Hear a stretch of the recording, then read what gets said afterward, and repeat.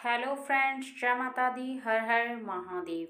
आपके परिवार में, आपके फैमिली में, आपके कुछ ऐसे अपने हैं जो आपके बारे में कुछ बहुत ज़रूरी बात कर रहे हैं। कुछ ऐसी बात जिसमें एक व्यक्ति सही बोल रहा है और एक व्यक्ति को सच्चाई पता नहीं है। वो किसी ऐसी बात पर दूसरे वाले व्यक्ति से कुछ ऐसी बात कर रहा है जिसके बारे में वो जानता नहीं है। बिना जाने ही वो उस बात को सत्य मान बैठा है। सच मान करके ही उस सामने वाले व्यक्ति के साथ कुछ ऐसी बात कर रहा है जिसमें कि सामने वाले व्यक्ति को बहुत ज़्यादा अटपटा लग रहा है, सुनने में बहुत ज़्यादा अजीब सा लग रहा है, क्योंकि सामने वाले व्यक्ति को आपके बारे में पूरा सच पता है, पूरी सच्चाई पता है उस बात के बारे में। वो सच जानता है, इसी वजह से वो उस बात को एक्सेप्ट नहीं कर पा रहा है। वो अपने मन में उस बात को धारण नहीं कर पा रहा है और इसी बात से दोनों के बीच में कुछ ऐसी बातें हो रही हैं जो कि आपको जानना सबसे ज़्यादा ज़रूरी है।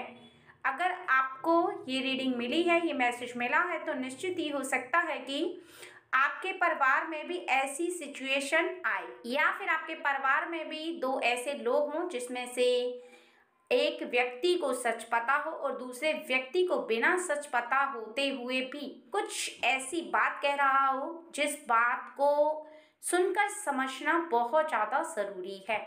अगर आप इस रीडिंग तक पहुँचे हैं तो आप बहुत ज़्यादा ईश्वर के करीब हैं। कहीं ना कहीं ईश्वर की शक्ति आपसे कनेक्ट है।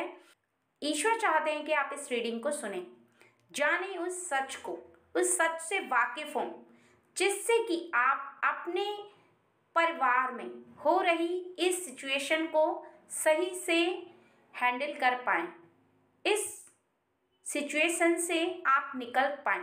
क्योंकि ऐसे में उस सिचुएशन से निकलना, क्योंकि जब तक दूसरे व्यक्ति के मन के अंदर आपके लिए क्लियरिटी नहीं रहेगी, उसे सच पता नहीं रहेगा, तो ऐसे में सिचुएशन हमेशा उलझी हुई रह सकती है। क्योंकि एक व्यक्ति को सच पता है, दूसरे व्यक्ति को सच पता नहीं है, वो कुछ और बोल रहा है। ऐसे में उन दोनों की आपस में कुछ ऐसी बातें हो रही हैं जो बातें आपस में उनकी उलझ रही हैं। एक व्यक्ति कुछ और कह रहा है, दूसरा व्यक्ति कुछ और कह रहा है, दोनों की बातें तालमेल नहीं खा रही हैं।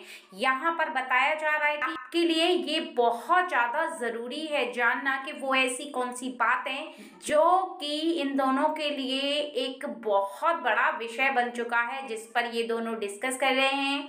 इन दोनों की बातें बहुत ज़्यादा आपस में उलझ चुकी हैं, उसकी वजह से बहुत ज़्यादा प्रॉब्लम हो रही है। अब सबसे बड़ा सवाल आपके लिए यह है कि यहाँ पर कौन व्यक्ति आपके बारे में सच बोल रहा है, कौन व्यक्ति आपके बारे में सच जानता है, कौन व्यक्ति आपके बारे में सच नहीं जानता है। ये सबसे बड़ा आपके लिए एक प्रश्न है जो कि अभी तक प्रश्न बना हुआ है, लेकिन आपको इस रीडिंग में साफ हो जाएगा कि कौन व्यक्ति आपके बारे में सच जानता है और किस व्यक्ति को आपके बारे में सच पता ना हो करके आपके बारे में एक मिथ्या है, यानी आपके बारे में एक झूठ ऐसा उसके मन में बसा हुआ है जो वो सच समझ रहा है। वो सच है नहीं, लेकिन उसे वो सच समझ चुका है।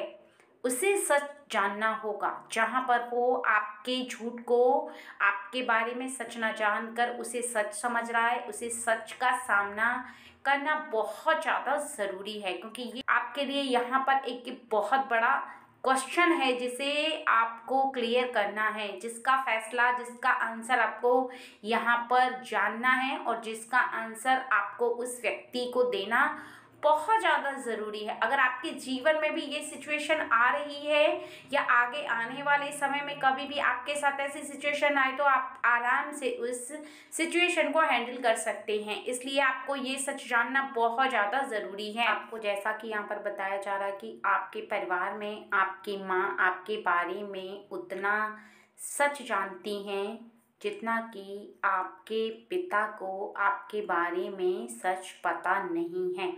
कहीं ना कहीं वो इस बात को रियलाइज़ कर रहे हैं कि आप अपने काम को लेकर के बहुत ज़्यादा लापरवाहियाँ कर रहे हैं। वो घर के बाहर रहते हैं, आप घर के अंदर रहते हैं, आपकी माता की निगाह आपके ऊपर है और वो एक ऐसा आपके लिए बात बोल रहे हैं, जो कि आपकी माता उस बात को पूरे विश्वास के साथ बोल रही हैं, लेकिन आपके पिता को भी अपनी बात पर विश्वास है, लेकिन वो बात सत्य नहीं है और वो बात कुछ ऐसी है जो कि आपके आने वाले समय से बहुत ज़्यादा रिलेटेड है, बहुत ज़्यादा ज़रूरी है आपको जानना कि वो क्या बात है। सत्य तो यह है कि आपके जीवन में यहाँ पर बताया जा रहा कि पहले के समय में आप बहुत ज़्यादा वीक थे, पढ़ाई में बहुत ज़्यादा वीक थे, अपने काम में बहुत ज़्यादा वीक थे। आपने अपने कामों को कभी भी सही तरीके से नहीं किया है, ध्यानपूर्वक नहीं किया है। आपका जो भी ध्यान था वो केवल यहाँ वहाँ भटकता रहता था। आप अपने ध्यान को एकत्र करके किसी काम पर ना तो लगा पाते थे। हमेशा आपने बचपन अपने पिता से बहुत ज़्यादा डांट खाई है, लेकिन आज के समय में वो इसी प्रकार का भाव रखते हैं आपके लिए। हमेशा सोचते हैं कि आज भी आप इसी टाइप से अपने लाइफ को गुजार रहे हैं, आप लापरवाहियां कर रहे हैं। कहीं ना कहीं उन्हें ऐसा लगता है कि आप पूरी तरीके से अपनी रिस्पॉन्सिबिलिटी को नहीं संभाल पा रहे हैं, अपनी रिस्पॉन्सिबिलिटी नहीं ले रहे हैं, सही से आप अपने काम को नहीं कर पा रहे हैं। उनकी निगाह में अभी भी आपका बचपन वाला रूप बसा हुआ है, क्योंकि वो आपको पूरा दिन नहीं देख पाते हैं। जहां आपकी माता आपको पूरा दिन देखती हैं, उन्हें इस बात का रियलाइज है, सत्य का पता है कि आप कितना कठिन परिश्रम कर रहे हो, कितनी कठिनाइयों से अपने काम को पूरा करने का प्रयास कर, चाहे वो एजुकेशन का हो या फिर आपका कोई भी ऐसा काम जिसे आपको सौंपा गया है करने के लिए। लेकिन वहां पर आपके पिता को इस बात का बिलीव नहीं है कि आप उसे सही से कर पा रहे हो, क्योंकि उनकी जो सोच है वो वहीं पर जाकर ठहर गई है। उन्हें ऐसा लगता है कि जिस प्रकार से आप बचपन में बहुत ज़्यादा गलतियां करते थे, बहुत ज़्यादा अपने काम के प्रति लापरवाह थे, उसी प्रकार से आज भी आप कर रहे हैं। आज भी आपके काम में कहीं ना कहीं कोई ऐसी कमी है जिसकी वजह से अभी तक एक ऐसा कार्य है जो पूरा नहीं हुआ है, जिस कार्य को अभी तक आप पूरा नहीं कर पाए हैं। उस कार्य के चलते ही उन्हें ऐसा आभास हो रहा है कि आपकी लापरवाही के वजह से ही वो कार्य पूरा नहीं हो पा रहा है। कहीं ना कहीं आपके काम में कुछ कमी है, इस वजह से आप उस कार्य को पूरा नहीं कर पा रहे हैं, क्योंकि वो हो सकता है व्यवसाय, या फिर वो आपकी जॉब, या फिर आपका सिलेक्शन, या फिर आपका कोई भी ऐसा काम जो काफ़ी समय से अटका हुआ है, जिसे करने का आप बहुत ज़्यादा प्रयास कर रहे हैं लेकिन वो हो नहीं पा रहा है। वो किसी न किसी ऐसी कारणवश नहीं हो पा रहा है जिसमें आपने बहुत ज़्यादा मेहनत कर चुकी है, बहुत ज़्यादा परिश्रम कर चुका है, लेकिन अभी भी कहीं ना कहीं आपके काम को कुछ समय लगेगा होने में, क्योंकि कहीं ना कहीं आपके काम का जो ओहदा है वो बहुत ज़्यादा बड़ा है, जिसे आप शीघ्र ही प्राप्त नहीं कर सकते। उसके लिए आपको बिल्कुल सोने की तरह तपना पड़ेगा, यानी आपको पसीना बहाना पड़ेगा। एक तरीके से कहा जाए, आप पूरे संसार में, आप संसार के हर व्यक्ति को भूल जाओ, अपने परिवार के सदस्यों को स्मरण रखो और आप उसमें जुट जाओ।